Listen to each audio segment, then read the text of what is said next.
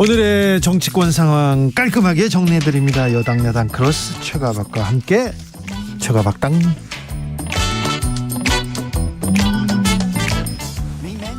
여야 최고의 파트너입니다. 주진우 라이브 공식 여야 대변인 두 분 모셨습니다. 박성준 더불어민주당 의원 어서 오세요. 네, 안녕하세요. 최영두 국민의힘 의원 어서 오세요. 네, 안녕하십니까. 네, 두 분도 고생 많으셨습니다. 네. 두 분 고생 많으셨습니다. 그래도 두 분 다 지쳐 있는데 표정은 또 밝습니다. 어떻습니까, 박성준 의원님?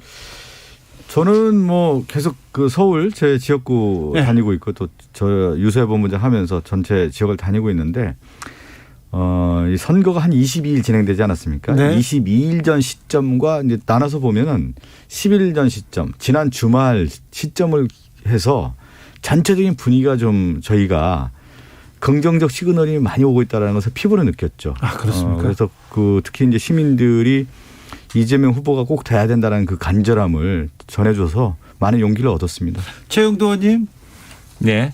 어떻습니까? 열심히 해야지. 끝날 때까지 끝난 게 아니고 또 국민의 예망을 모은다는 일이 쉬운 일이겠습니까? 거기다가 또 민주당의 이 참 선거 기술이 좀 대단합니까? 또 갑자기 9월 15일 날 특종 기사를 왜 6개월 동안 묵혀두다가 지금 내는지 모르겠는데 그런 일부터 등등 온갖 변수가 다 있고 또 어제 뭐 MLB 파크인가요? 그것도 고발했지만 드루킹으로 의심되는 사건까지 있고 하니까 저희들이 경계를 바짝 하고 있습니다. 바짝 긴장하고 있는 네. 최영두 의원님. 네. 저 부울경의 민심은 어떻습니까? 이제 사실은 저희들은 따로 뭐 저희 조사를 알 수가 없으니까 근데 공표전 여론조사 네. 마지막으로 가장 정기적으로 해온 게 갤럽 조사지 않습니까?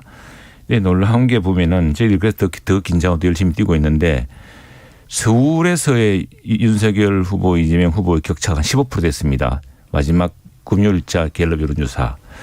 그런데 경남은 오히려 6%밖에 안 됐어요. 그래서 저희들 상당히 지금 전통적으로 이제 특히 경남은 상당히 우리 쪽에 뭐 텃밭이 알려져 있습니다. 요즘 최근에 지형이 참 많이 바뀌었다는 걸 느끼고 있고 그래서 이 서울은 아마도 그 최근 5년간의 그 정부의 실정이 가장 집중화됐던 곳이기 때문에 그렇게 지금 뭐 구청장, 국회의원 뭐 모두 시장 저 시의원 다 민주당 일색인데도 여론이 그렇게 상당히 그 격차가 나는 것으로 마지막 여론조사입니다. 그 갤럽 조사에서 나왔었는데 네. 그럼 경남이 오히려 보니까 서울보다 나는 그래서 우리 당원들이나 우리 지지자들보다는 제가 열심히 좀 하자 이렇게 이야기하고 있습니다. 제가 서울 지역에 있으니까요. 서울 민심 어떻습니까? 서울 민심이라고 했을 경우에 지금 보는데 제가 그 앞서 시간별로 차이가 좀 많이 흘렀다라고 제가 설명을 좀 드렸었는데 특히 이제 그 이재명 후보도 역시 서울 민심이 가장 중요하다라는 것. 그렇습니다. 그래서 부동산 문제 또 여러 이제 이슈에 대해서 충분히 이제 설명드렸고요. 특히 중도 수도권에 있는 서울 청년층 그리고 20, 30대 여성층의 유권자가 저희는 이렇게 판단하고 있습니다. 국민들이 처음에 선거할 때는 감정적이라든가 감성적으로 보다가 마지막 한 5일 남긴 시점에서는 결국은 합리적 이성적 선택을 통해서 대한민국에 누가 더 맡겼을 때 일을 잘할 수 있느냐 그 부분에 대한 판단을 갖고 있다. 그래서 제가 직접 그 현장에 있으면 유권자들을 만나보면 그 부분을 얘기합니다. 그래도 일 잘할 수 있는 사람이 누군가 이재명이다 이렇게 얘기를 하면서 분위기가 확실히 바뀌었다라는 걸 느끼게 됩니다. 네. 한국갤럽 2월 28일부터 3월 2일까지 전국 만 18세 이상 1,002명을 대상으로 실시한 여론조사 결과입니다. 자세한 내용은 중앙선거 여론조사 심의위원회 홈페이지를 참조하십시오. 그런데 최영두 의원은 이렇게 겸손하고 마지막까지 긴장을 늦추면 안 된다 이렇게 얘기하는데 이준석 대표 자 윤석열이 10% 이긴다 이렇게 얘기하고 있습니다. 여기 약간 이런 게 있습니다. 지금 특히나 엊그저께 사전투표 때 네. 아니 세상에 중앙선관위라는 데가 뭐 하는 데입니까? 그 해가 소쿠리에 해놓고 지금 여야 지지자도 지금 전부 지금 화가 났는데 네. 이게 이제 부정투표 부정선거를 걱정하는 우리 저 보수층 민심을 상당히 자극을 했어요. 또. 있죠. 그래 안 그래도 우리 저 당에서는 사전투표 열심히 하시자고 지금 코로나 확산 때문에 했죠. 사전투표를 하지 않으면은 나중에 확산이 너무 커져서 우리 투표권도 제한될 모른다. 지금 우리 코로나 확진자 수가 인구 100만 명당 대한민국 1위입니다. 네. 계속 늘어나고 있거든요. 뭐 무슨 방역했지만은 결국 국민들이 희생으로 지금 2년 동안 버텨왔는데 완전히 다 무너져가지고 지금 국민들이 얼마나 고통받고 있습니까? 지금 격리돼 있는 분이 100만 명이 넘습니다. 예. 내일까지 하면은 오늘까지 하면 아마 더 늘어날 텐데 그럴 경우에 이게 우리가 유권자가 4,400만이라고 한다면은 경우에 따라 한 5% 정도가 사실 격리되는 상태에서 투표를 치르게 되는 이런 수가 있습니다. 그래서 이런 수가 있으니까 투표를 빨리 하시라고 사전투표 독려하고 했는데 그날 사전투표 마지막에 그런 일이 생기가 참 난처합니다. 난처한데 그래서 이제 그러다 보니까 결국 부정선거를 지킬 능력이 없지 않느냐 뭐 이런 우리 당에 대한 비판도 있고 해서 그래도 투표로서 뭐 힘을 모아주셔야 된다는 걸 좀 강조도 하고 그리고 판시에 대해서 너무 또 걱정하시는 분들이 많아요. 왜냐하면은 마지막에 보십시오. 무슨 상상할 수 없는 기법들이 다 동원되고 있거든요. 그래서 그것 때문에 많은 분들이 걱정하셔서 당대표로서 조금 이제 힘을 실어주고 격려하시려고 이제 이렇게 말씀하신 것 같습니다. 상상할 수 없는 기법이라고 얘기하는데 도대체 갑자기 9월달 인터뷰가 그런 특종에서 자, 상상할 수 있는 기법은 잠시 후에 얘기하고요. 그리고 다른 얘기 좀 하면 네. 그 지지율 얘기 있잖아요. 이제 그런 몇 퍼센트 네. 이 숫자를 얘기하는 경우는 정말 위험한 거예요. 왜 그러냐면 민심이라고 하는 도도한 물결을 단순하게 자기들의 잣대를 가지고 몇 퍼센트 이긴다 얘기하는 것은 오만한 것이죠. 그리고 지금 모든 국민들이 이번 선거가 정말 치열하게 전개되고 있다라고 하는 부분에 대해서 다 인정하고 있는데 그 야당의 이준석 대표가 이렇게 10% 한다는 것은 오만한 태도고요. 결국 선거에서 가장 중요한 것은 누가 더 겸손하고 국민들에게 다가가느냐 그 진정성 아니겠습니까? 그리고 숫자를 이렇게 내세우는 사람들 보면은 불안하기 때문에 이렇게 얘기하는 거예요. 그러니까 야당이 지금 불안한 게 이준석 대표가 이렇게 큰 숫자를 가지고 얘기하는 거 아니겠습니까? 자, 상상할 수 없는 기법에 대해서 얘기해 보겠습니다. 대선 전날까지 지금 녹취록 공방이 이어지고 있는데요.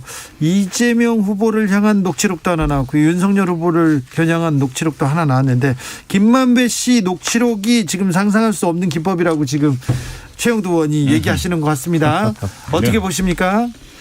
제가 먼저 할게요. 네. 상상할 수 없는 기법에는 너무나 어이가 없는 그렇게 중요한 기사면은 그 기사를 9월 15일 날 인터뷰를 했다는데 그 예. 김만배 수사가 당시 직전입니다. 네네. 그 묵힌 언론은 무엇이며 특정 기사를 이렇게 선거 앞두고 냅니까? 더욱이 김만배의 당시 처지로 보자면은 이제 수사의 칼날이 들어든 시점에서 뭔가 네. 알리바이를 만들려고 그것도 잘 아는 언론인과 이야기한 모양인데 그 뉴스타파란 매체도 심층 보도하는 매체 아니겠습니까? 네. 근데 6개월 동안 무슨 심층 보도를 했습니까? 그거 말고 더구나 고용된 사람을 통해서 언론노조위원장 출신하고 인터뷰한 걸 가지고 제보라고 했다는 것도. 그런데 그걸 떠나서 그게 보면은 윤석열 후보가 검사 시절에 누구를 만나 했다는 게 다 지금 거짓말로 다 드러나고 있지 않습니까? 바로 그 누가 가서 윤석열한테 차 한 잔 마셨다는 사람이 검찰 조사에서 그게 크게 지난번에도 문제됐거든요. 검찰 조사를 확인해 보니까 나는 윤석열 만난 적이 없다라고 이야기를 하고 지금 반대되는 상반되는 수많은 지금 또 녹취록과 적응이 나오고 있는데 단 하나 가지고 이렇게 어거지를 쓰는 모습이 한편으로 민망하기도 하고 한편으로는 참 걱정스럽습니다. 정말 이렇게 해야 되나 싶어서. 그리고 나중에 이것들요. 자 보십시오. 다 이전에 기안건설 사건이니 무슨 사건이니 김대엽이니 다 나중에 처벌받습니다. 이렇게 막 무리하게 사실과 다르게 이야기하면은. 이제 이 사실부터 한번 접근을 할 필요가 있을 것 같아요. 이제 많은 분들이 아마 화천대유의 대주였던 김만배에 대한 얘기를 계속 하다가 어느 날 김만배 누나가 윤석열 후보의 아버지 집을 샀더라. 근데 윤석열 후보는 상당히 우연이라고 얘기하지 않습니까?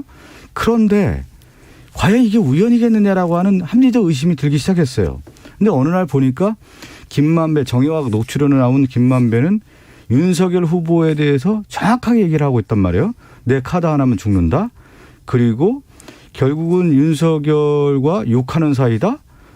이런 관계에 대한 얘기들을 계속 하고 있고 검찰 인맥에 대해서 김만배가 얘기하고 있는데 이게 하나 더 중요한 건 김만배와 남욱은 자신들이 이익을 공유할 때는 한 배를 탔는데 이익을 나누는 과정에서 이제 나눠졌단 말이에요. 근데 남욱의 얘기를 보면은 조우영이라고 하는 부산저축은행 대출 비리에 알선했던 조우영 씨가 수사를 받으러 갈 때 남욱의 얘기입니다. 너 커피 한 잔 먹고 오면 다 끝날 거다. 무마될 것이다. 이렇게 얘기를 했다라는 진술이 있었는데 이번에 김만배가 이걸 확인해 주지 않습니까?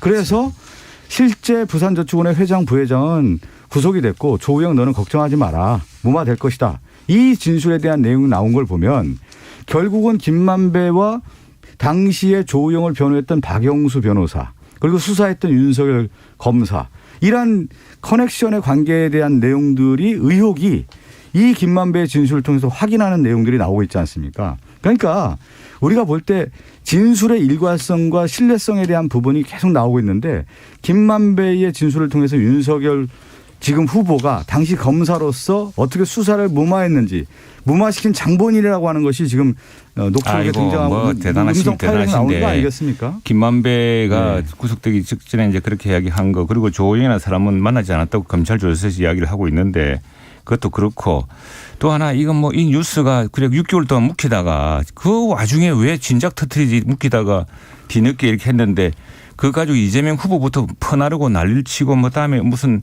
지금 이게 지금 저 뭡니까 커뮤니티 같은 데서 그 자동 노출되도록 하는 게 뭐죠? 조회수 높이는 방식이 기법이 동원됐다 그래가지고 지금 그 고소하지 않았습니까? 그래서 참 대단하다. 대단한 기술을 쓰신다 이 생각이 드는데 자 기본적으로요.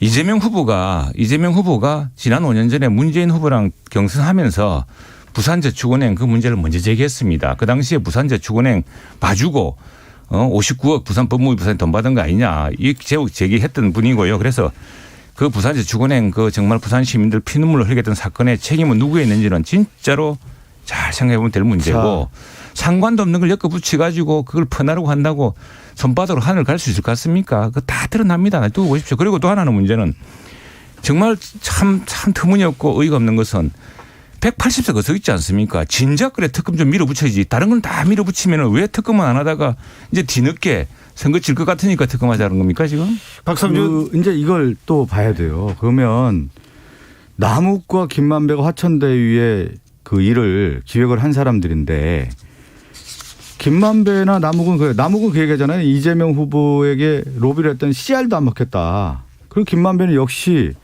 자기들의 손해를 줍고 회방한 사람이 이재명 후보였다라고 하는 내용을 일관되게 얘기하고 있습니다. 그런데 뭐 일관되게 이야기해요. 다 한 부분에서 의도적으로 노출하기 위해서 한 이야기죠. 이재명 의원님 제가 얘기하는 과정에 있지 않습니까? 생각하는 거 아닙니까? 일관되게 얘기하고 있다라는 것이 핵심이고 다르죠. 그리고 지금 그 국민의힘에서 그 천화동이 1호의 반은 그분 것이다라고 하는 내용을 가지고 제가 그 법사위에 있을 때도 국민의힘 국회의원들이 그렇게 이재명이라고 하는 프레임을 씌워서 그렇게 했지만 그분이 실제 정치인이 아니다라고 하는 중앙지검장의 얘기가 있었는데도 불구하고 그 프레임을 가지 않았습니까? 그런데 결국 돈 받은 사람이 범인인데 그 범인들의 실제적인 관계들이 지금 나오고 있잖아요. 그것이 이제 곽상도 의원이 됐던 화천대유 관계자들이 지금 계속 드러나고 있는 관계에서 김만배의 실제 진술을 봤을 때 윤석열 후보에 대한 진술은 일관되다는 것이죠. 그것을 이제 우리가 확인하는 자리가 됐고 특검에 대한 얘기를 좀 간단하게 얘기를 하면은 자, 그래 그분만 간단하게 얘기를 할게요. 그분은 그래서 누굽니까? 그래.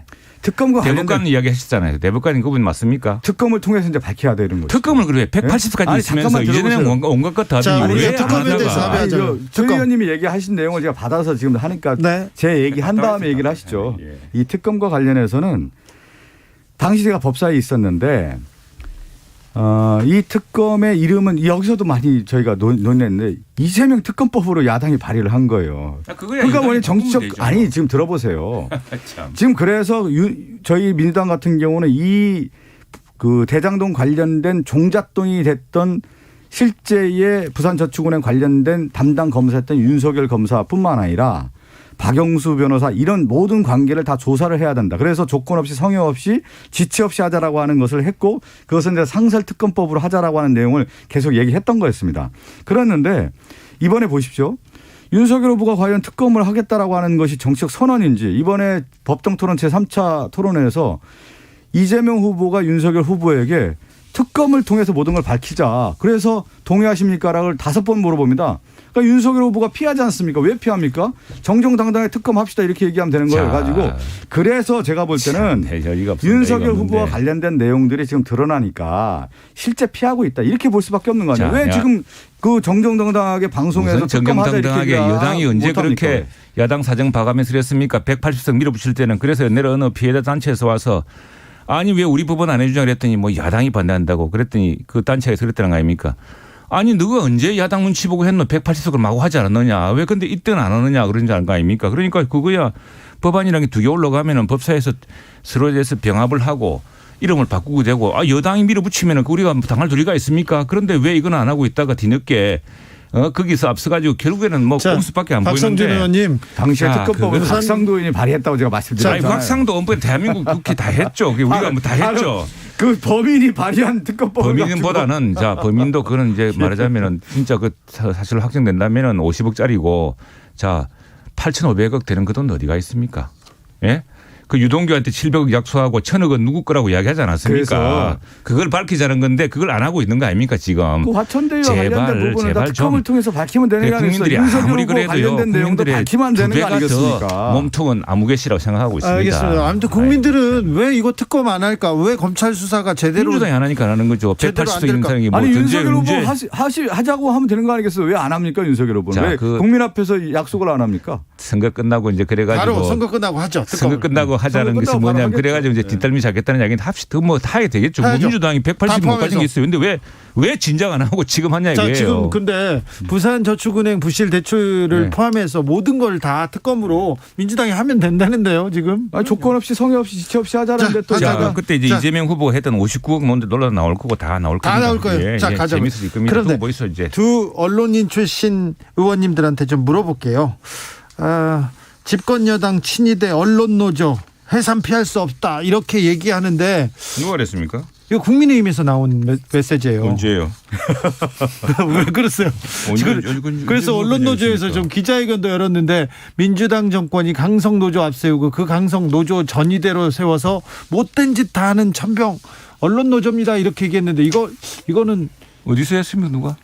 아니 저기 국민의힘에서 이런 얘기가 나왔어요. 이런 논평도 이야기 나왔다는 거는 네. 아니고 그게 윤석열 이제 후보도 비슷한 얘기를 했어요. 그게 이제 아니 사실은 지금 보면은 그 자유지하고 있는 공영방송도 그렇고 자유지하고 있지 않습니까? 그리고 공영방송에서 노조도 지금 여러 개 아닙니까? 언론인하고 있는 노조가 있고 노조가 막 제2 노조가 네. 있고 그게 왜 그렇습니까? 왜 MBC에도 노조가 이렇게 생겼습니까? 그 노조의 언론 노조의 전형이라는 건 다 국민들이 아는 사실 아닙니까? 지금 그건 이제 이야기하는 것인데 그런 국민들이 문제는 다 그렇게 생각하지 않습니다, 주 의원님.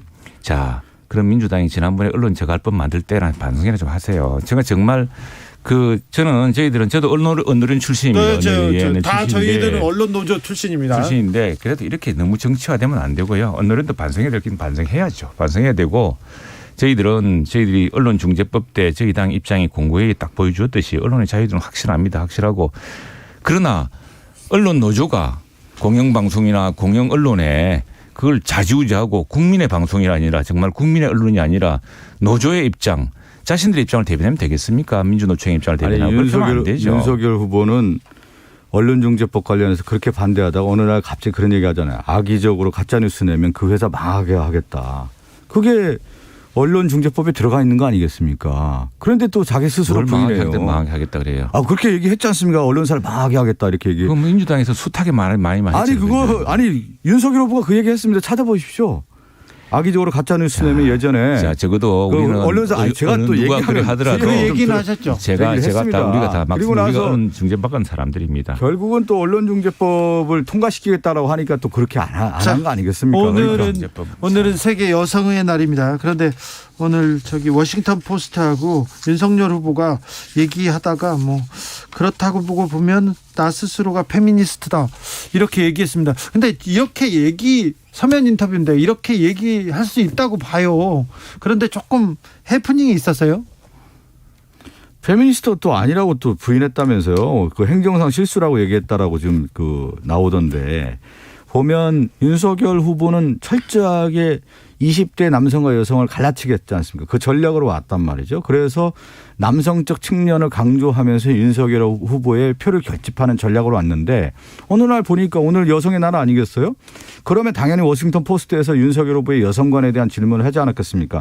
페미니스트 아닙니까? 이렇게 질문했는데 윤석열 후보가 뭐 이렇게 해서 설명하다가 페미니스트다 얘기를 했는데 지금 보니까 그동안에 윤석열 후보가 내세웠던 그 여성관에 대한 부분을 스스로 부인하다 보니까 결국은 행정상의 실수라고 해서 무마한 건데 워싱턴 포스트 그 내용에는 인터뷰 내용이 나와 있다는 거 아니겠습니까? 그러니까 어떤 대통령 후보라고 하는 것은 자신의 정책과 방향이라고 하는 것이 잘 정리가 돼서 얘기가 돼야 되는 건데 앞뒤가 잘 안 맞다 보니까 이런 실수들이 계속 나오는 겁니다. 앞뒤가 똑같은 사람입니다.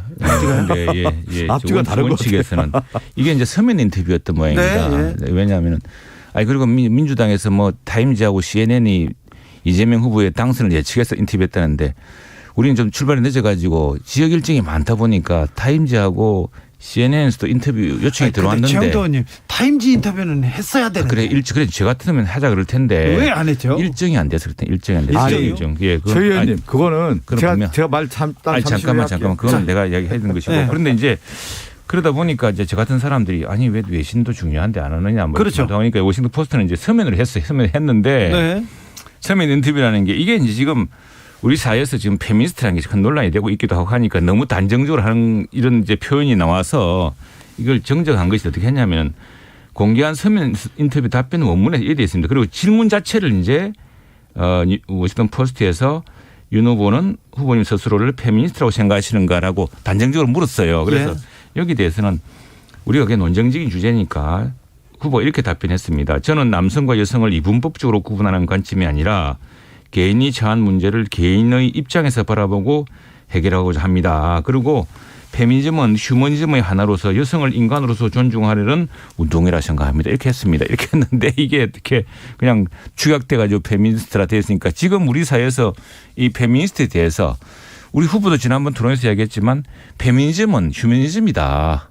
그런데 지금 페미니스트가 어떤 일부 여성 운동권의 전유물로 돼 가지고 피해 호소인이라 그러고 엉뚱한 말을 만들어내고 역사적 피해된 할머니들도 보호하지 못하고 아주 일부 여성 운동 엘리트 여성 운동권의 무슨 전유물처럼 된 사안에 대해서 우리 사회가 걱정하고 있기 때문에 사실은 페미니즘이라는 것은 보편적인 인류 휴머니즘이라고 생각하면서도 이렇게 페미니스트라고 딱히 단정적으로 나오는 표현에 대해서는 조금 이것은 그 지금 그 컨텍스트에서 맥락상 오해의 소지를 부를 수 있다. 전체적으로 볼 때 이제 페미니즘이라는 것은 휴머니즘의 큰 차원에 들어간다고 봅니다. 그런데 휴머니즘이라고 하는 것은 인간 존중, 인권 보호에 대한 측면에서 나왔단 말이죠. 그런데 여성 인권, 여성의 성차별 권리가 안 되다 보니까 불평등하다 보니까 19세기에 페미니스트 운동이 일어난 거예요. 그것을 우리가 알잖아요. 잘 알아야 되는 거 아닙니까? 그런데 잠깐만요. 좀 말씀하고 제가 좀. 왜냐하면 자꾸 우리 유튜브를 영 그냥 아무것도 모르는 사람 하니까. 아니 지금 충분히 최 의원님 설명하고 계시잖아요. 아무것도 모르는 사람 지금 하니까 내가 답답해서 그래요. 사실 모르는 것 같습니다. 제가 그래서 얘기하는 것 같고.